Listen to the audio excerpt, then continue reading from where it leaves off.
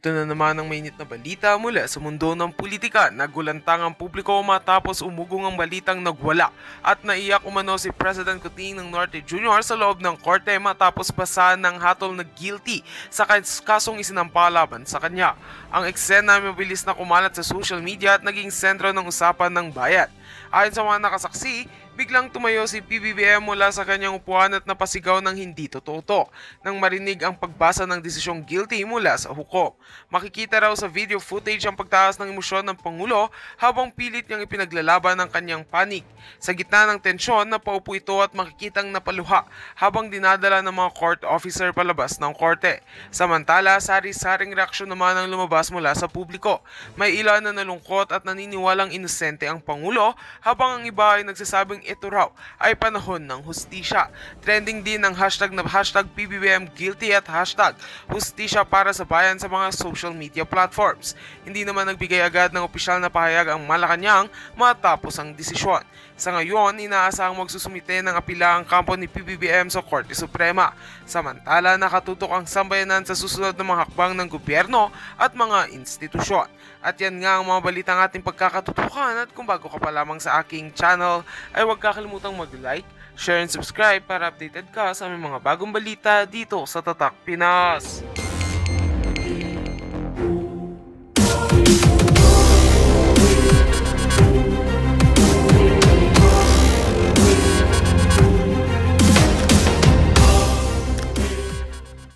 Dito bukol. Feeling ko natuslok yung ano niya eh. Well, sabi ko nga mga kabayan, kapag kargado ka sa alak, kargado ka sa pulburon, hindi, hindi i-effect yung kahit anong formalin na tuslok talaga. Ituslok dyan. Hindi epekto yan. Na jombag. Hindi yun na jombag. Nagpatuslok siya. Kasi alam mo naman yan si Liza Tanas. Uto-uto yan. Uto-uto ang gaga. Oy, love, kailangan i-enhance natin ng konti yung alindog mo kasi first lady ka, dapat hindi ka kuro-kurunot, pati bilat niya kuro-kurunot, di ba? Nagpauto. Ang tanong, ilang milyon ang binayad sa pera ng bayan para tuslukin ang pagmumukha ni Liza Tanas? Pera nyo yan! Di ba? Pera nyo yan at yung gagang yan, yung kidnapper na yan, walang puso yan. Hindi yan tatabla ng mga allergy. Takot sa kanya yung virus. Pati virus, takot sa kanya. Dahil nga, di ba? Gaba yan, sabi ni Mac June. Gaba talaga yan palangga. Gabaan talaga yung hudas na yan. Bakit ka mo? Puro lahat kapalpakan. O imagine mo. Balikan natin yung ano tawag dito, yung tulay na bumagsak diyan sa Isabela. Anong ginagawa nila? Isisi kay Duterte. Excuse me. Yung Santa Maria Bridge, isisisi kay Duterte. Si Duterte, putang ina, 2014 pa sinimulan kay Duterte sisisihin. Nakita niyo yung ginagawa nilang kadyutahan? Ano pa ang mga ginagawa nilang kadyutahan ngayon? Ito, may bago. Tapos sasabihin ng mga alyansa ni Bangag, ipupush daw nila yung public transport gaya ng trend sa buong Pilipinas. O sabi dito, nanawagan ng mga pambato ng administrasyon sa ilalim ng alyansa para sa bagong Pilipinas para sa pagpapalawak ng mass transportation gaya ng linya ng tren. Julul! Kung ginawa ni Bangag yan, pag-upo niya, nung sinabi niya ang build, ay ituloy niya, yung mga programa ni Pangulong Duterte, hindi nyo na dapat ipangako yan ngayon. Ito yung mga pangako nyo na ipapako lamang. Wala kayong balak na ayusin ang transportasyon. Dahil yung pagbagsak pa lang ng tulay na yan, baka ang nilagay nyo mga bakal dyan, walis ting-ting. Kaya ito mga kasinungalingan ninyo, alyansa ng mga bangag na isusulong ninyo ang maayos na transportasyon sa Pilipinas, ito'y malaking kasinungalingan. Maayos na transportasyon? Ito nga ang 5,500 flood control na 1.3 billion. trillion pala. Trillion ba umabobot? 1.3 billion, 1 billion a day. Okay? Ang kinubra nila dyan, nasaan na? Tapos ngayon, ngako na kayo, huwag niyong iboboto yung mga alyansa na yan. Ako, I support the Duterte senators because I believe in terms of impeachment ni Inday Sara, whoever they are, kung hindi sila mambubudol, pag sila nanalo, they are strategic partners ng Pilipino o ng mga Duterte para hindi nila tuluyang ma-impeach si Inday Sara. But if you ask me, gusto ko ba sila lahat? Of course not, you know that. But as the strategic candidates or partners whatsoever, iboto nyo sila. Pero syempre, unahin nyo si Atty. Vic Rodriguez, number 56 sa balota, si Congressman Marcoleta, si Pastor Kibuloy, o si Jimmy Bondok, at marami. Iboto nyo lahat kung gusto nyo. Huwag nyo lang iboto tong alyansa ng mga bangag. Papangakuan na naman kayo, oh. Ngako na naman sila magsusulong na mga tren kadyutahan. Ano pa mga pangako nila? Sasabihin pa ni Bangag, hindi pwedeng walang kulong. Sabi ni pangalan nito nung kanyang spokesperson ngayon. Nakausap kami ni Pangulo kahapon regarding this. Sabi ni Manang Bola, doon sa patungkol nga doon sa Santa Maria Bridge na bumagsak sa Isabela. Nagkausap kami ni Pangulo mga bata kahapon regarding this. Ito talaga ay maimbestigahan. Ba, baby, bobo! Kung may bahid pa ng korupsyon na nangyari ito mula pa noong 2014. Hanggang ngayon. O ngayon, sinabi nyo na 2014. Nung una, sinabi nyo kay Duterte. Kung meron man, hindi talaga pwedeng hindi managot. Iyan ang sagot. Iyan ang sagot ng Pangulo. Lalo na kung may bahid ng korupsyon. Jolol! Tangina, yung 5,500 control na flood control. Yan ang korupsyon. Tahimik kayo, mga yawa kayo. At kapag nalaman natin kung sino ang merong pagkakamali dito at may bahid ng korupsyon, kung may bahid ng korupsyon, putang ina, ano to, may ikulalya? O itong kapag nalaman natin kung sino ang merong pagkakamali dito at may bahid ng korupsyon, kung may bahid ng korupsyon at may korupsyon, ay mananagot! Ba, baby bobo! Huwag bagong! Putang ina. Saan napulot tong abogadong to sa kanal? Oh my God. Ano mga nangyayari ngayon? Oh, ang pagtaas daw ng presyo ng bigas, sabi ni Manang Bola, wala silang idea, hindi namin alam. O di ba? Ay, bakit ganon? Bakit ganon? Bakit tumaas ang kilo ng bigas? Putang ina, bakit tumaas ang kilo ng bigas? Dahil smuggler yang amo mo. Si Bangag Jr. patuloy na nag-i-import ng bugas. Kaya yung 20 nga bugas, hindi na mangyayari na. Tataka ka? Gaga! Abogadang pulpol. Nagtataka kayo, hindi nyo alam? Hindi nyo masolusyonan, 3 years na kung bakit tumataas ang presyo ng mga bilihin, lalo na ang bigas.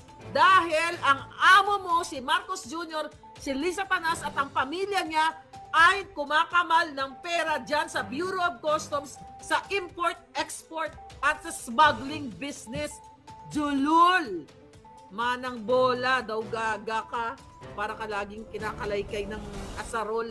Asarol ba yun sa Tagalog? Yung kipaylabo mo? Kasi ang Pangulo, nye. Mga bata, ang amo ko ay isang bangag. Bangag. Ay, ng buhay ito. Hoy! Mga military, pagtanggol nyo bayan nyo. Porotin ko yung mga pitoy nyo eh. Isit, ayaw yung kumilos. Diba? Ibala si Marcos sa Ukraine. Sabi ni Kaylee. Ay, nako, maisog vinegar versus sukang kinurap, sabi ni Den Scorpion. Wala, wag niyo iboto yung mga, si Lady Virgo, tawa-tawa sa palangga. Ba, baby, bangag! Ay, di punggol. Oy, Marcos! Bukas gurgur ka na. Sana hindi ka na gumising. Mag-overdose ka mamaya. Ay, ambot sa inyong lubot.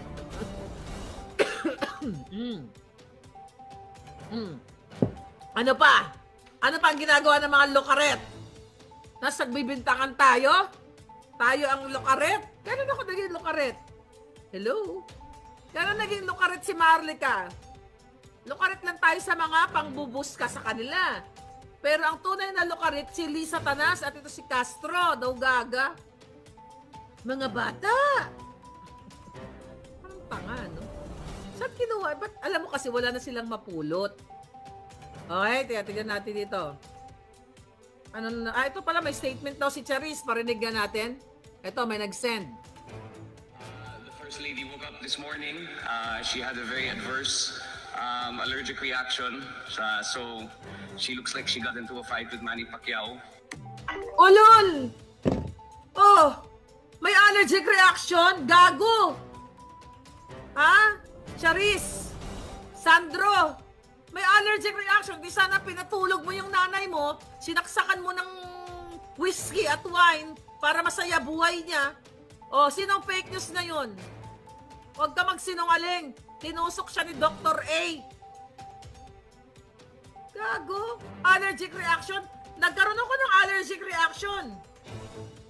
Nagpakita ba ako sa public? Yeah, there are times. Tiga, hanapin ko yung alindog ko. Namula ako, di ba? Pero nagpahinga ako. Hindi ganyan na parang sinapak ako ng karayom. Ito gago, ang linti namin, duldulon sang asin. Ay, nako, ambot sa inyo. Tingnan natin. Ay, karoon ako ng allergic reaction. Tingnan natin. Ay, wala, dami na, 48 years ago na yun. Diba? At ang allergic reaction, hindi lang, eto ha, hindi ka lang pipili, ay dito lang ang allergy, dito lang ako, dito ko lang pupunteriyahin si Lisa Tanas. Kasi favorite ko dito. Buong katawan yan. Buong katawan yan. Meron ba dito siguro, naranasan nyo na rin, ano? Ito, gago, allergic reaction, obvious na sinungaling ka. Hoy, Sandro, ilan ang natirang polvoron? Ilang gramo natira mo ngayong araw na to? Allergic reaction? Ginagawa yung tanga to, mga doktor kong mga palangga at mga nurses dito. Oh my God! Ay, nako. Ay, nako. Ay, ambot. Ano pa? Kulami na yan, sabi ni Alvin. Hindi okay, sabi ni Ivy Peacock, hindi ka allergy yun pangalan? Yes, buong katawan. Buong katawan yan, hindi pwede ka mag-allergy dito lang. You know, mostly talaga buong katawan kasi ilang beses ako nagkaroon ng ganyan. May favoritism yung allergy. Exactly. Sabi ni AJ Domingo, yes, may favoritism yung allergy. Di ba? Gago. Oy, Dr. A, palpakan na naman. Baka wala ka ng ano ha. Alam mo kasi, naibigay sa atin ng impormasyon ng puting ahas. Itong kasinungalingan ni Sandro, ginagawa yung tanga yung mga doktor, ginagawa niyang mangmang ang mga doktor. At yung mga medical practitioner. Oh. Nakarating sa akin nagpatuslok sa kay Dr. A. Ewan ko sino yun, di ko kilala. Niyo ba yun?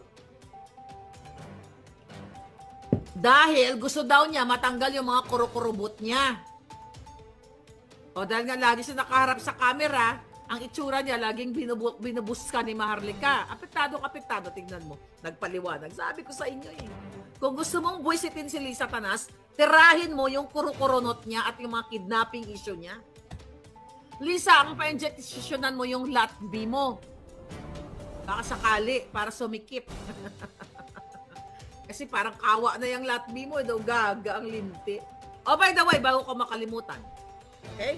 Recently, hindi ako nakapag-comment dito.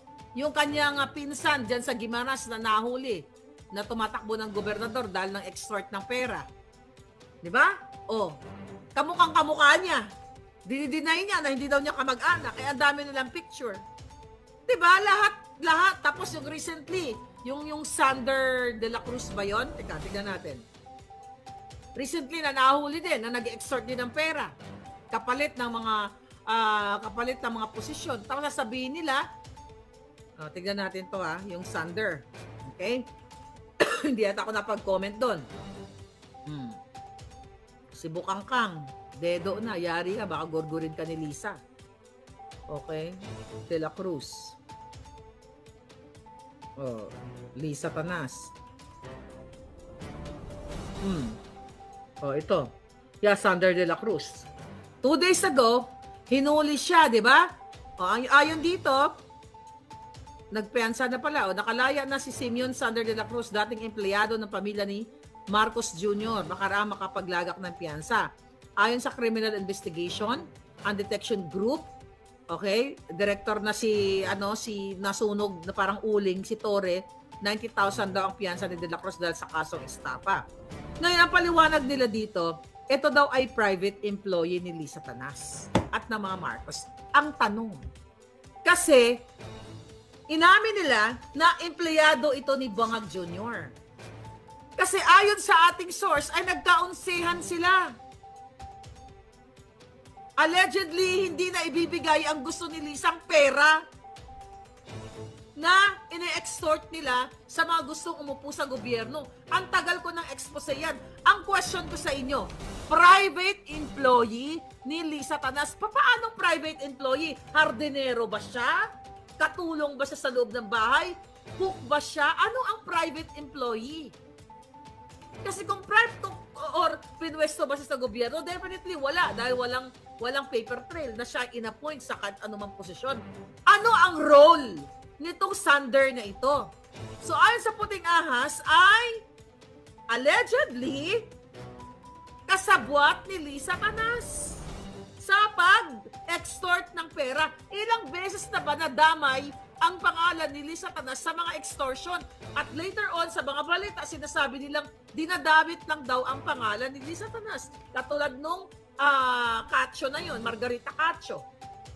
Okay? Yung Margarita Cacho, dinideny ng Philippine News Agency ng PTV na ito daw ay ginagamit lamang ang pangalan ni Lisa Tanas. Tignan natin muna kung totoo ba na ginagamit. Tignan natin ha. May titignan tayo. Okay, confirm. Sibak na si Bukangkang. Oh, ayan na. Ano lang. Sibak na daw talaga si Bukangkang. O ngayon, ito papakita ko lang to sa inyo. Okay. Dinideny ni Lisa Tanas na itong si Margarita o Maggie Cacho ay ng PTV4 o ng gobyerno na hindi daw nila kamag-anak. Okay, sige, tignan natin. Kayo humusga. Okay, mahirap naman na. Ako lang husga ng husga. Tignan natin kung kayo na ang humusga, mga hitad. Bakit ako yung mga kaibigan ko sa picture? Kabog na kabog. Okay, here we go. Ito.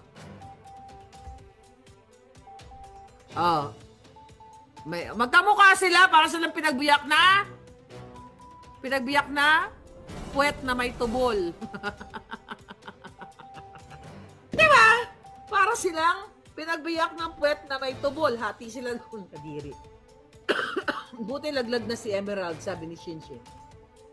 Mga palangga, ang bottom line ng pinag-uusapan natin, sobra na kayong ginagago, binubudol ng gobyernong ito. Kailangan nyo ng kumilos. Kayong mga men and women in uniform, sige na nga, nagpatuli na ba kayo? Suput-suputan pa rin kayo. Kailangan nyo ipagtanggol ang bayan nyo. Kidnapping si Lisa involved. Tignan mo! Hinahamon ko kayo. Kung hindi ako nagsasabi ng totoo tungkol sa pangidnap niya sa 2 bata, palangga! Hindi ka pwede magbintang-bintang sa tao na sisirain mong tao na nangidnap. Pwede kang kasuhan at makalaboso ka. At First Lady yan. First Lady ng mga Satanas. Sinasabi ko na si Lisa Tanas ay nangidnap ng 2 bata sa Turkey. Siya ang nag-facilitate ng mga dokumento, kasabwat yung tatay ng mga bata, kasabwat si Teddy Boy Locsin Jr., ang kanyang asawa, ang DFA, ang lahat.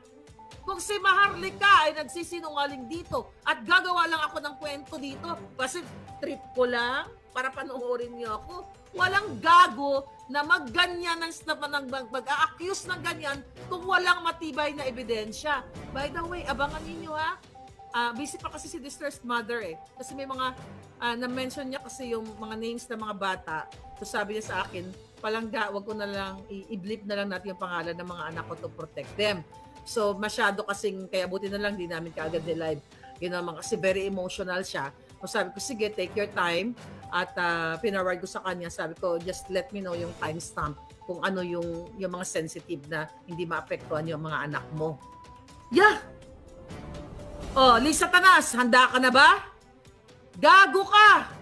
Kidnapper kang hinayupa ka! Salot ka sa bayang Pilipinas!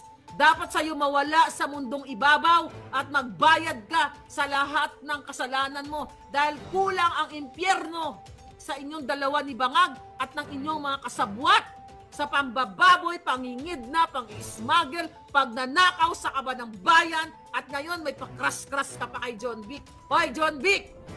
Masikmura mo ba yung latbi ni Lisang Kuro-Kuronot na daw may mga ginadamang na? Ang latbi daw ginadamang na. Oh my God. Ma'am, hindi Lisa pangalan niya. First bullfrog lady, sabi ni Eddie Oculares. Ay, nako. Bakit hindi nila mapasinungalingan yung kidnapping issue na yan? Silence means yes. Yes, sabi ni Man. Exactly. Imagine mo, nung inilabas ko yung video ni Bangag na nag-addictus benedictus, gumawa ng taranta sila, di ba? That during state of the nothing achieved niya, nation address. Oh, nataranta. Pero yung kidnapping, hindi niya mapasinungalingan. May video yan. Oh, may mga ebidensya. Kaya yung hinayupak na yan, hindi dapat kung may mahigit pa sa impyerno na parusa, doon siya nababagay. You do something. Men and women in uniform. I'm talking to you bilang isang anak, bilang isang nanay, lola, whatever. Maawa kayo sa bayan ninyo. Kasi sa bawat panunumpa nyo sa watawat, sa bawat pagbutang-butang no ng kamot nyo sa dibdib nyo, kanta-kanta kayo, flag ceremony, ang mamatay ng dahil sa'yo. That's bullshit. Huwag na kayong kumantang ganyan. Dahil hindi kayo nagpapakamatay para sa bayan ninyo. Hindi nyo kayang ipagtanggol ang inyong bayan. Sa kamay ni Lisa Tanas, na isang kidnapper, smuggler lahat. Sa kamay ni Bangag, na smuggler, kidnapper, kawatan. My God! Kailangan pa bang may isa pang maharlika? Wala na. Wala nang maharlika. Kailangan yung ituloy yung laban ninyo. Mga palangga, kasi sabi ko naman sa inyo, ang prayer ko sa Diyos, bigyan niya ako ng maraming boses. O, you know, kaya nga nung ako, alam niyo ito, seriously, bago ko umalis. Nung nagkaroon ako ng cough, grabe kasi lumapang din talaga ako ng tsokolate and every mata ako kasi yung lola niyo sa tsokolate. Thank you nga pala kay Sheena, distressed mother, sa pagbigay sa akin ng tsokolate. Kwento ko ng konti, kaya inubo din ako. Ay palangga, alam mo ba ang tsokolate mo? Kasi ang kapal ng box sa new house, ang mahal pala ng mga social na tsokolate binigay sa akin. Nag-over baggage ako palangga. Kailangan kong pagtatanggalin yung mga box. Pero pinicturan ko naman. Kasi yung box yata, 2 kilo. So, tinanggal ko lang yung mga laman. Di ba? Thank you so much talaga. So, ngayon, dasal ko sa Diyos, sabi ko, nung naramdaman ko na tangin ng boses ko, kailangan ng taong bayan to So, I have to take care of my voice. Di ba? Kaya talagang nagluya, naglemon ako.